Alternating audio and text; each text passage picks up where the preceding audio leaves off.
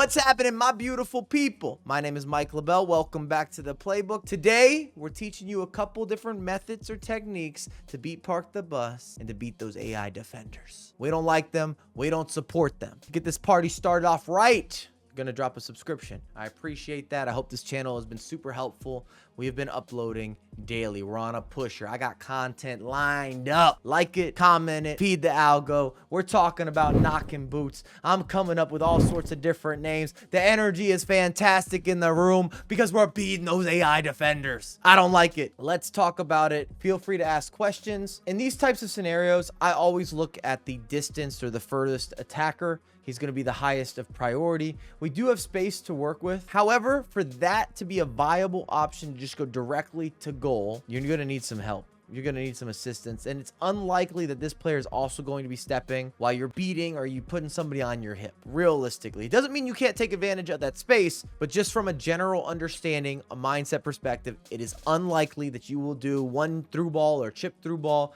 and now you're off to the races. Just calling it how I see it. We have three options here. Option 1, option 2, and option 3. Option 1 is where I'm trying to focus my energy. Rodrigo, you could probably introduce some sort of maybe a driven pass to get the ball to him.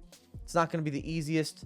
Many of you will look for this little gap of space, try to avoid these defenders, which sometimes is easier said than done. A lot of these guys will naturally step into passing lanes, just how the AI has been built. And then we'd have an offensive player stepping into that space, and you're going to figure out what you're going to do, how you're going to align.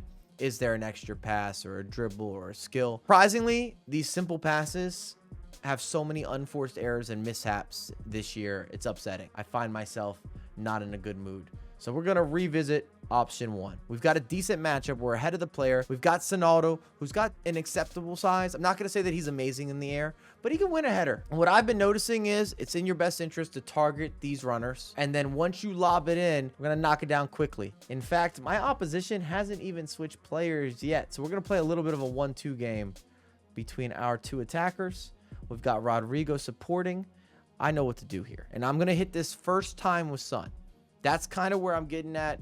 Beating the AI, beating the bus drivers, beating a bunch of men running back, tracking back, interrupting play, but they're not being manually moved. So we go first time and then watch what happens. Rodrigo, one quick step. Now we're in a bread and butter scenario and situation. We've already cut inside. We've already beat the defense. It doesn't matter about the track back. And then we have two relatively clear options. Pick a corner and let's see if the goalkeeper can do something with it. I don't think so. Rodrigo puts his foot through it. Plenty of power, extra emphasis. You love to see it. Let's move. 1 is good. 2 is better. Crystal done. Big switch. This is with an all women's team. Rolfo. Before she whips in the cross, let me just take us back a half second, please. There we go. I'm looking at my options. I'm assessing. Okay. Now, first off, not really open. Not in the current position. Also, the back post cross, you could be asking for a lot. Sometimes you can hit some crazy whippage. Rolfo's on the ball. I believe in her facilitation, and now I am assessing options. What's possible in this circumstance? Again, furthest attacker, I've got this going on with Diani. She doesn't have the best matchup.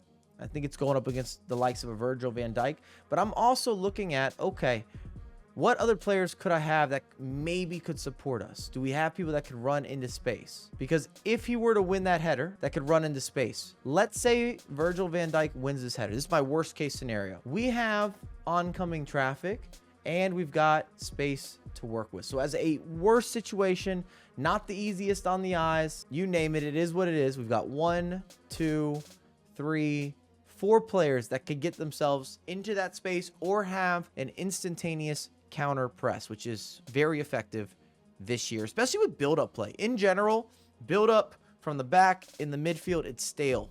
After this patch, offensive awareness, offensive movement, we don't like what we're seeing. That's why you have to play more direct. That's why you're having to whip the ball in. That's why you're having to look for knockdowns. These are methods to beating the AI, beating the track back, beating your opponent who's not manually moving players. So we're going to challenge. We're going to throw this into Diani. And as we lob it in, I'm making a decision. But before I whip in the cross, I'm already thinking to myself, I've got a decent chance at a counter press or winning the ball off the header as a worst case. We lob, and now my mindset's shifting a little bit. I know I can't go direct, but just from the positioning, I can tell that I'm going to have a chance to win this header. And when I say I can't go direct, I'm not going to be able to score a goal. Okay? these are not the shot angles that are going to allow you to convert. That's just the reality. It's not positioned well. It doesn't fit the meta. You also would have to climb, have some of the strongest neck in the game. However, there's still options available to us. We're going to go shoulder to shoulder. And what I've noticed when you go up against people that heavily rely on AI defending, even though he's mainly switched here, he's on, they don't go for it. They're typically passive players. You can win a lot of 50-50s if you are at least the aggressor. We've got help, we've got assistance, we've got space. So we're going to head the ball to our other winger that's supporting, and then you go real quick. It's gonna be Alex Morgan, one touch, bang, beautiful. Come on, you gotta love that. One more time. I just want you to see the same picture that I'm seeing. It's not random that I lob this in. It's not random what we do with winning the header, and it's not random with the finish. We're calling this pocket space. It will all make sense, and I have a full tutorial on this channel around crossing, and you're gonna see this as a reoccurring theme. Great way to get the ball into the box, to beat the defense, to find space. The window is not always this big, but that is the pocket that you're looking for. Whether it's a small pocket, a big pocket, a medium pocket, whatever it might be, this is the area for success. You barely touch the cross button. You don't have to do anything wild with the aiming. It's just a love touch. People often mess up crossing because they overcompensate way too much. It doesn't work like that, especially not this year, and even more so if you have someone who has whipped pass, the accuracy, the validity, everything just has a little more of a natural stickiness or in-swinging and out-swinging. It finds people's feet is what I'm trying to say. Lob it in, there it is. And now we have a whole different situation and scenario. We've got the ball in the box. Can't stress this enough. So difficult to get to these positions. It's actually not as difficult to score from them.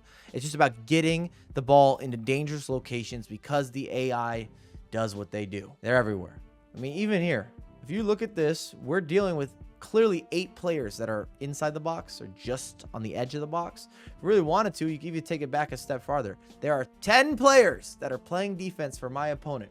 But now that we've already got the ball into this location, we've got 2 pretty clear options that we should be aiming for. Do you want to go for the back post? Do you want to try to pull it back? And some of this is playing a game of cat and mouse. Where do you think the defensive player is going to go? And this is that defensive player. Is he going to be stepping towards the goalkeeper, away from the goalkeeper? Is he looking for the cutback? Because it does impact if you go on the ground, if you go in the air. We choose a little back post lob, back to back, and we get a little highlight with a bicycle kick. Oh, supporting the good guys. Remember, I told you that pocket can be much smaller, and it often is much smaller. Because you could say in the last example, Mike, there was so much space. I see the window you see. Okay, what about now? Is this still the same window? It's not. Much more condensed, and that's completely fine. It still works. You're barely going to touch it. Just a love touch with the cross. You're playing the way that you're facing. You keep the game simple. And I want to reiterate, look how many defenders you have to get through here. It's unbelievable. This is why we're struggling. 10 players back. And again, 8 players basically inside the box or right on the edge of the box. Find the feet. Now we're in a position where we can start to be a little more dangerous, deadly. We can take chances. We've isolated the same 2 players that were looking for the layoff or the bounce back or the skill move. We might as well throw Mkhitaryan on this focus as well, because with Mkhitaryan, if I jiggle a little bit, maybe I give you a body feint or a step over, an R1 dribble, that also counts for a lot. You can go direct and you can find that extra pass. In this case, we do a little bit of a free surface, force it in, get a rebound goal. They're not always pretty, and that's fine by me. I just want to get wins, and I want to get deserving results, and I do not like going up against these guys that don't make tackles. They don't go for the trap. They don't team press. They just stand there and look at you. Last of the grouping, still relatively similar, and that's what I prefer. I want to showcase consistency and continuity when we're dealing with tutorials, tips, ways to progress, ways to improve. Rolfo, Diani, she's got space to work with. Players tracking back. We know this scenario. We've talked about it. It's a similar phone call, all in one motion. Got those 2 options. You're playing the game of cat and mouse. She's making a move for that back post. That's going to be the easier of the options, mainly just because pullback, you're still going to have to beat potentially 4 players. That's a tough gap unless you're able to hit some sort of skill with Diani. But we're going all in one motion. There's your layoff. Your mother, your brother, your sister, your cousin, everyone is going to convert from there. Again, if you have questions, by all means, use the comments. I hope that you found this helpful. I've had to reroute some of the ways that I look at the game this year in particular. After that patch, a lot of logic got thrown out the door. and you had to counteract as it stands. So much AI help at all segments of the virtual pitch and the virtual game, defensively, offensively. There's also a couple videos on screen that can deliver you some goods. And if you're asking about certain tips or certain tutorials, they might already be on the channel. I'm just going to sprinkle that out there. I appreciate you. I hope the playbook's been extremely informative, and we'll have a lot more content coming out ASAP.